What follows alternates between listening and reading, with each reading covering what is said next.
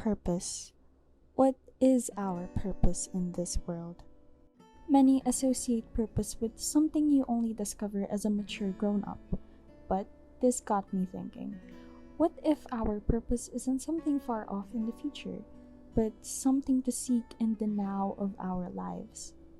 It has been said in Christus Vivit, if the years of your youth are to serve their purpose in life, they must be a time of generous commitment, wholehearted dedication, and sacrifices that are difficult but ultimately fruitful. Since the pandemic, I have been trying to actively seek my purpose, and one of the ways I am doing so is by trying to live a holy life, a life centered around Jesus, a journey of walking with Him day by day. It isn't easy, I admit, but by being consistent with these newfound habits, I can slowly and consciously deepen my faith and light the path to my true vocation. I ensure that my day is nourished with God's Word. I make it a habit to read the Bible and my personal didache in the stillness of the mornings, under the gentle light of the sun, as if I am sitting at His feet and listening to His Word. With the Bible rich in parables and my didache rich with the life stories of individuals from all walks of life, I can not only gain wisdom, but open-mindedness as well to things new and unfamiliar to me.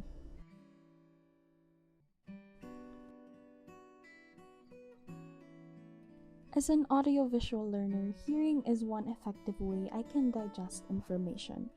As such, listening to motivational podcasts is another method of nurturing my soul with Jesus' teachings. Nowadays, where hustle culture is prevalent, we become so busy working and chasing time that we start to lose our own time with God. I'm guilty of prioritizing hustle at times, but as I discovered the art of listening to podcast talks from my favorite preachers, I found a way to listen in on His Word even in the middle of performing menial tasks. Because if the heart wills it, the mind finds a way for it, and the soul is all the more blessed by it.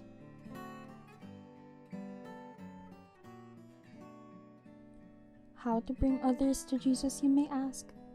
Start by bringing Him up in your conversations, in your stories, in discourses, because these are what build relationships with people. Every week, I attend these gatherings with my light group, the people of my church, where we meet and talk about God's Word and how recent events in our lives align with these readings. This actually reminds me of a quote Pope Francis stated in Christus Vivit. Each young person can be daring enough to sow the seed of the message on that fertile terrain that is the heart of another young person. Speaking about God, sharing to others about your journey with Him may be just as much of a blessing to you as it is to them. So don't be afraid to speak, because your voice can be your vocation too. At the end of the day, with all things said and done, the only thing left to do is to pray. Prayer is most precious, for it nourishes a daily commitment to love. This is a quote from Gaudete et Exsultate I still hold close to my heart. Prayer is what grounds me, what renews my everyday. In times of happiness and sorrow, of loss and gain, of worry and anxiety, I pray. Whether it be a short one-liner or a novena of worship, prayer to me is a chance to be with God, to align myself to His purpose for me. Because through the eyes of holiness, I may be able to see the beauty of life. The path to holiness is not a walk in the park. It requires consistency and intention, entails sacrifice and hardship. We may fall back, the temptations of the world may lure us away, but if we hold tightly onto God, if we choose to live in Him and for Him despite the darkness we may face, there is no amount of words that can measure the joy we will receive at the end of it. Let me tell you that the road does not change in a sense that it gets easier along the way. It changes in a sense that you get stronger along the way.